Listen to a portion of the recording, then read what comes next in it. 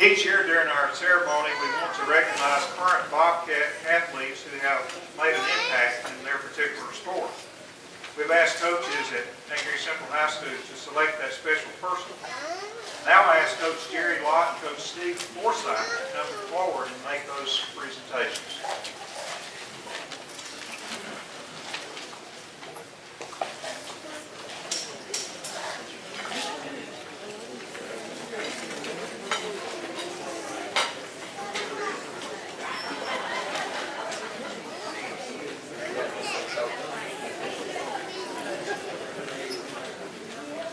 Okay, I'm first Athlete of the Year for the year 2013-14.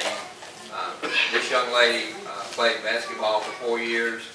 Her senior year, she was all district tournament, all region, all West Tennessee, and our team won the district last year with a record of 23-7. And while she was in high school, also she played soccer. She played tennis, she ran track. I guess she's the only one-person track team we've ever had. But she had a really good track season last year too. So obviously she's very rounded athlete, very versatile athlete. She also signed to play basketball with Blue Mountain College. So our 2013-14 Athlete of the Year is Mallory Sweat.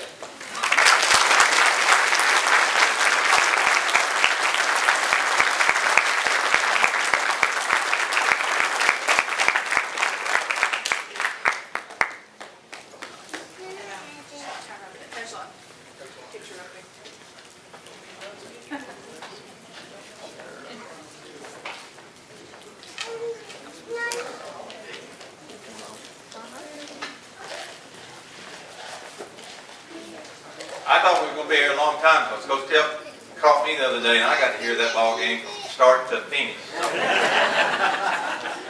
he has it on film if anybody wants to watch it. I get to introduce the male athlete. This young man played baseball and basketball. He had a batting average of 404, an on-base percentage of 480. He led the team in runs scored and hits and triples. He was 24 out of 27 in steals. Had an ERA of .34 in 9 appearances. I do believe he was the district player of the year in baseball. In basketball, he was our leading free throw shooter, leading three-point shooter, our leading scorer, and leading steals with 2.2 steals a game. He was an all-district team. He also chose our Bible verse, which we put on the back of our shirts, and he chose lazy hands bring about poverty, but diligent hands bring about wealth. And there was nothing lazy about this young man, Mr. Jonathan Nixon.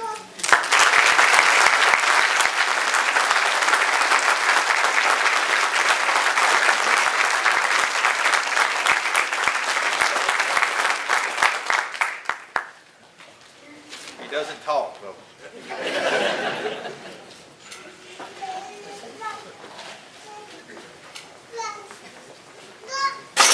Congratulations, Jonathan and Mallory. You made us proud to watch you participating in sports here. Our induction process, Jonathan and Mallory, you made us proud to watch you participating in sports here. Our induction process allows for each inductee to select a particular person who has had a role in their development here at McNairy Central High School. Our first presenter tonight is Dr. Martha Glover. Dr. Glover has lived in McNairy County all of her life except for a brief time away from school, at school. She graduated from Selma High School, Lambeth College, and the University of Memphis, earning her doctorate in education in 1993. She taught French, English, government, and history at 3 of our county's high schools, Selma, Raymer, and MCHS, when it opened in 1969. Dr. Glover became assistant principal at McNairy Central in 1980 and principal in 1992. In 1996, she was named Tennessee High School Principal of the Year. After retirement in 1998, she went back to work at Lambeth University as the Director of Institutional Research and as an adjunct instructor in education at our local UTM campus. She now dedicates her time to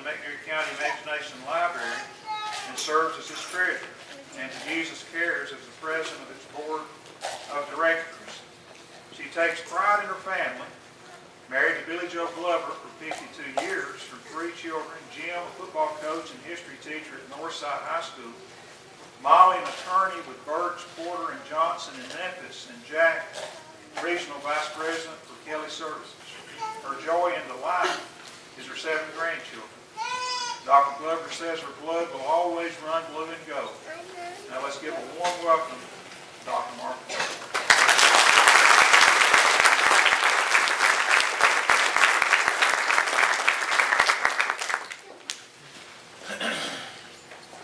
It's really an honor to get to do what I'm about to do. I'm not a coach. I deal in academics, and I have for, I guess, nearly 40 years of my life or longer. And when I asked John and his mom, Kathy, why me? They said, we want you to emphasize the academics. And that's an easy thing with John Finlayson, to emphasize the academics. But we're going to take a trip through John's years in high school and also his years at UT. And I bet we would all like to know what that story is right now at UT in South Carolina. Okay? It's tied up. Thanks, John. Well, all the members that are inducted into the McNairy Central High School Sports Hall of Fame have to exhibit a degree of greatness. It's not just good, that doesn't get it. It has to be a degree of greatness. John Finlayson is best described as a scholar athlete. His scholastic record equals his athletic record in greatness. And the first thing we're going to do is look at his athletic record. At McNairy Central High School, he was a 4-year letterman in 3 sports: football, baseball, and basketball. In football, here at McNairy Central, John was the best offensive lineman in 1994, the best all-around in 1995, the best offensive lineman, scholar athlete, and player of the year in 1996. John was the all-region tight end in 1994 and 1995. And in 1996, he was the all-region kickoff, offensive lineman, and defensive lineman. At the state level, John was the 1995 and 96 All-State and All-West Tennessee tight end. In 1996, he was a finalist for the Jackson Sun Male Athlete of the Year. In 1997, he played in the Tennessee-Kentucky High School All-Star Game. Now in baseball at McNairy Central, John earned the 1996 Hustle Award, and in 1997, the Senior Award and the Golden Glove Award. In basketball, John was named Scholar Athlete every year and chairman of the boards in both 94-95 and 95-96. Now, let's look at his record at UT. In 1997, John was redshirted, and the Vols were the SEC champions. In 98, Volunteers went 13-0 and were the SEC and national champions. In 99, the Vols went 9-3, and in 2000, they were 8-4. In 2001, John's senior year, the Vols were 11-2 and were the SEC East champs. Now, what does that have to do with John? Well, John, during those years that I just outlined for you, played in 50 games and started in 40 of them. Now, I thought this was a very interesting story. In 2000, the magazine named Successful Farming named John to its All-American football team. And I want to read a quote from an article about this award. This is what they said about John's being named to this All-American team. Finlayson started 2 games on the national championship team as a freshman, and then was a 3-year starter for the Vols from 99 to 2001. He was used primarily as a blocker. His career-long 24-yard catch from Casey Clausen in 2000 led to the second touchdown of the record-setting 35-point first quarter against Arkansas. Sorry, all you Arkansas fans. A 63-20 romp. But perhaps his biggest moment came in 2001 in the 34-32 win over that Florida team that sent the Vols to the SEC championship game. His recovery, now just visualize this. The score is 34-32. The Gators have, John, you'll have to help me. What he did was to recover an onside kick and clinch the win over the Florida Gators. Now, all 4 seasons in Knoxville, Finlayson was academic All-SEC, and there was this award from this magazine. Like his game, John Finlayson wasn't a flashy individual. He's still not a flashy individual. One writer noted that the only giveaway that he's a football player is an occasional ice bag taped to his knee. Many of his classmates were never aware that he was the volunteer starting tight end. And this is what John said. I kind of like it that way. When I leave the field, I like just being a regular student. The article continues that John was a product of his roots, a farm near the Mississippi line. Growing up, this is what John said, growing up we had hogs and cows and a few chickens on our farm. But I mostly worked at the farm supply store my parents owned. That agricultural background led to the award, which let him in for some ribbing from his teammates. A fellow tight end named Neil Johnson told him one day that he thought Field and Stream was going to come name him an All-American that week. Now, that's the athletic record. Let's look at the academic side. In 1997, when John is in high school, the Tennessee Athletic Coaches Association named John Finlayson the Male Scholar Athlete of the Year. In high school, John was in the Golden Key National Honor Society, and he graduated number 8 in his senior class. John, I've talked to some of your teachers, and Miss Bonnie Randolph told me a story. She said that she always graded your paper first in her health class because if you didn't make 100, nobody did. And she also said that if John didn't make 100, she knew that she had not taught that health class well enough, or as well as she should have, because John always made 100. Now, at the University of Tennessee, let's look at his academics. Every year from 1998 to 2002, John was named All-Academic SEC. In October of 2000, he was named the Ed South Scholar Athlete of the Month. In 2001, the Maryville Daily Times Trophy was presented to John as the senior football player with the highest scholastic average. In the fall of 2000, John was named the top Ag Econ graduate. John was in Gamma Sigma Delta Agriculture Honor Society, the NAMA Ag Business Club, and the University of Tennessee Athletic Advisory Committee. He earned 2 degrees while he was at UT. His Bachelor of Science in Agriculture Economics, and he graduated cum laude with a 3.6 GPA. He also earned his Master of Science in Ag Business, graduated magna cum laude with a 3.8 GPA. John, a lot of people just like Lottie, I graduated. But John was cum laude and magna laude. Now, Selmer and McNairy County are so fortunate that John made the decision to come home. He's currently the community president of Regions Bank, and John is very civic-minded.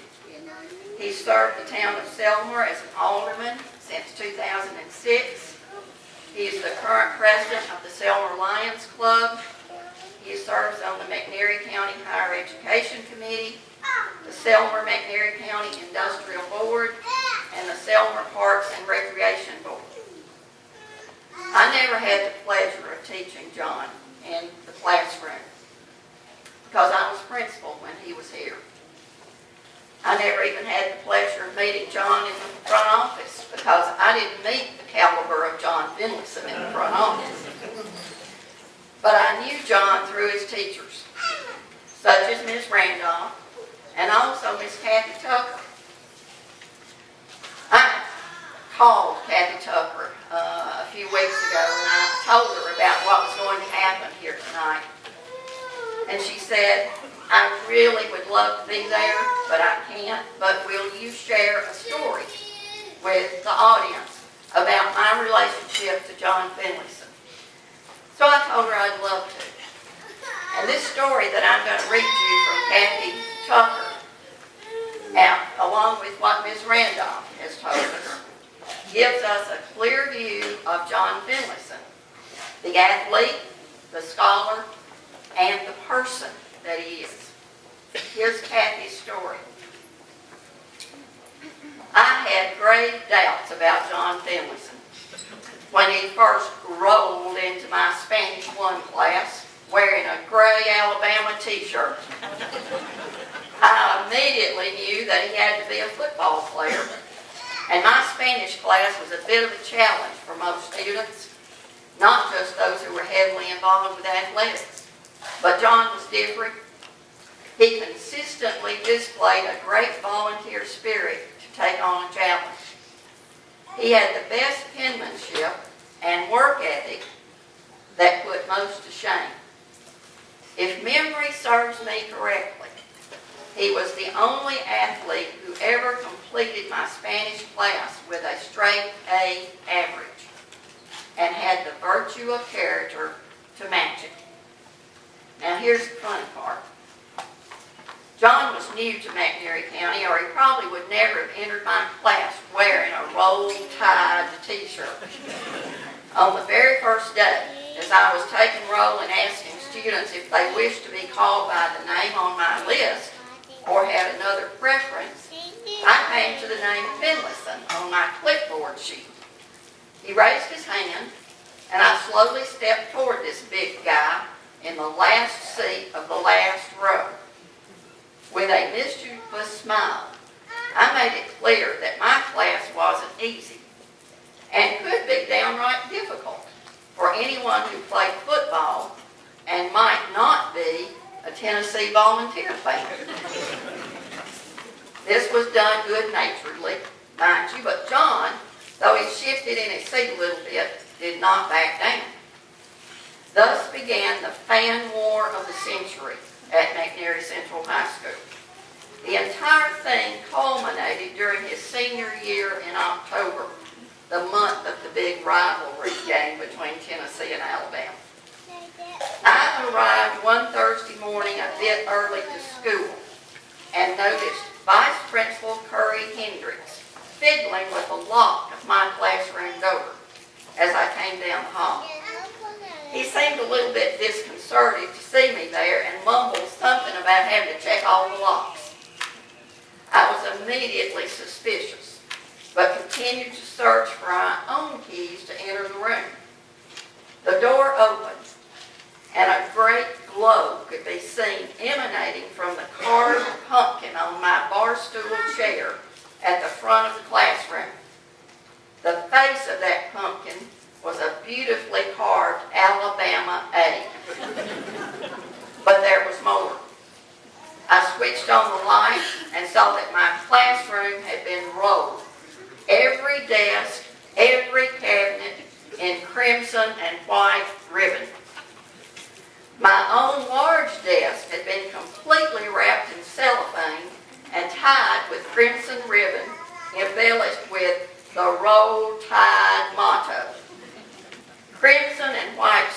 banners hung from the ceiling.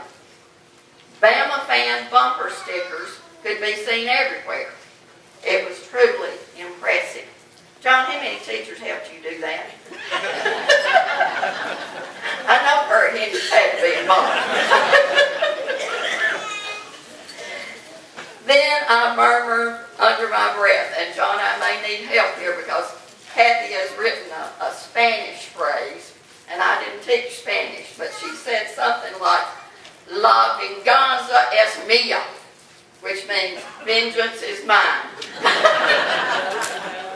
In every spare moment for the rest of the day, I recruited students, other football players, and staff to assist me in getting our orange together and getting even the next day. Friday, the day of a home game with an afternoon pep rally. And as Paul Harvey used to say, for the rest of the story, you can ask John. What happened, John, when you went to park your truck? When you entered school and got to your locker? In every class, at lunch in the cafeteria, but especially in his Spanish 2 class with Miss Pat Sweat, and God rest her soul, and the huge pumpkin devouring a smaller semi-burnt pumpkin the next day. Kathy says, I will never forget the day. This is what really got her, I think. I never would forget the day that I found John sitting on my chair in my classroom during the middle of my planning period. It was the day he came to tell me he had signed with the Tennessee Vols.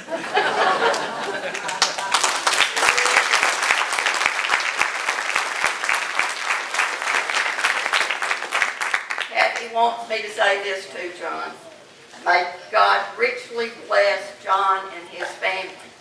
I want them to know that they are in my regular prayers, as are many from my McNairy Central High School days.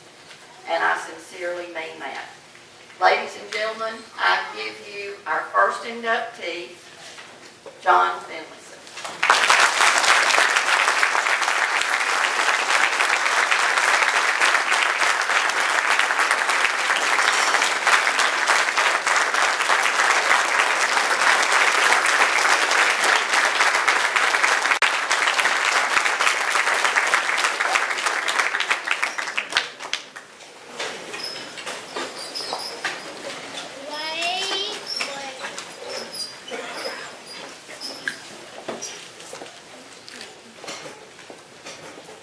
I'm going to try not to take too long, because I just know the score is 14-7 Tennessee right now. So, hopefully, first of all, I want to thank Dr. Glover for presenting this. I know I wanted to choose her because I wanted to stress the importance of academics and show to everybody that you can also excel in athletics as much as you can in academics. I want to thank my mom, my dad, and my grandparents.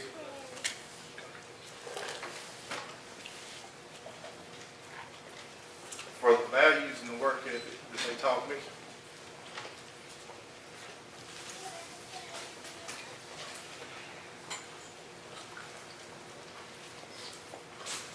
I grew up in a farm supply store. I worked ever since I was old enough to go to work with my dad. I was 12 years old. I was probably toting 50-pound bags, 100-pound bags of feed everywhere. That right there, with my parents and my grandparents there, what they instilled in me is what I've carried throughout my entire life. The values that they taught me has got me to where I am today. I just thank them for everything. I thank the committee. I thank everybody on the committee for what they've done. My teachers. I thank every one of the teachers I had here, all my coaches. See Coach Brown out there, Coach Maxman, had Coach Skelton in middle school. So You know, I thank y'all for everything you taught me. I thank my teammates. I see Quincy out there. I don't know if there's any more here, but I saw him. I thank y'all for everything. Just getting back to the Alabama fans, so she's just let the cat out of the bag. Some people may not know. So I was a huge Alabama fan growing up. My dad was from South Alabama. So we watched Alabama all the time. Kathy and I did have a rivalry, and we picked at each other back and forth. But she helped, along with Gene Stallings, helped me see the light. So, and I know Dr. Glover, I was never in her office except maybe one time to sign a letter of intent to play for the University of Tennessee. Once again, I just want to tell y'all, and if you got kids, grandkids, you can tell them that you can excel at both things. You can be great in the classroom and on the field. You've got to work at it. It's not easy. Just to give you an example, this just come to mind a moment ago. Just like back when I was in high school, this would be part of my summer day. Just to give y'all an idea, I'd go to work 7 o'clock in the morning. Then we'd have a basketball game, summer league, about 10 o'clock, and I'd go play that. So and after that, I'd have a baseball game that afternoon at 1 o'clock. And then at 5 o'clock or 6 that afternoon, we'd have a passing league somewhere. So I had many days where I was involved in 2 to 3 sports during the summer, as well as working. So, I mean, it can be done. One thing that my parents always believed in, when you start something, you finish. You don't quit in the middle. You can hang it up after season, but you never quit in the middle. You start it, you continue to the end, and you finish. I'm not going to take any more of y'all's time up because we've got a long program to go ahead of us. Once again, I thank everybody here. I thank y'all for coming out. Thank the committee, teachers, coaches, teammates, my parents, grandparents.